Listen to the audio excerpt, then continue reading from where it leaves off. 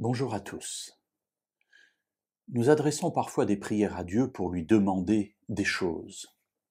Alors bien entendu, les prières de demande ne sont pas mauvaises. Maintenant, si on ne fait que demander à Dieu, peut-être faut-il se poser quelques questions et nous aurons l'occasion de revenir dans une méditation ou une autre sur ce sujet. Mais je voudrais aujourd'hui réfléchir sur ce que nous demandons. Nous demandons, d'accord, mais quoi? Alors, dans un moment de prière, justement, Jésus, juste avant d'être arrêté, prie son Père qui est dans le ciel.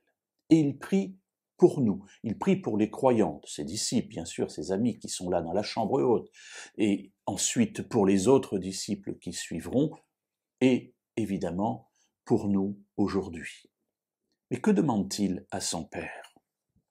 Lisons-le, si vous le voulez bien, dans l'Évangile selon Jean au chapitre 17, c'est la dernière parole de sa prière.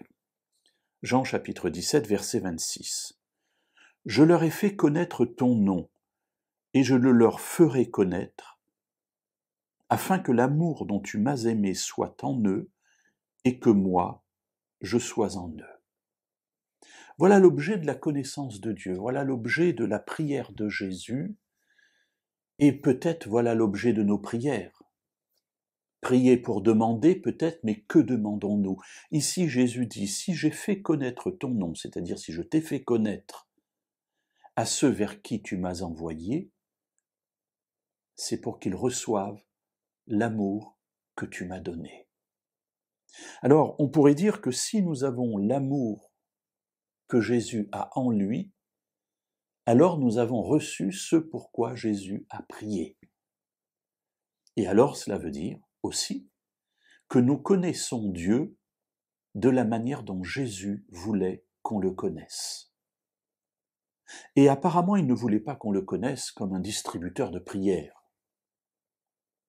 mais il voulait qu'on le connaisse comme étant celui qui met en nous son amour.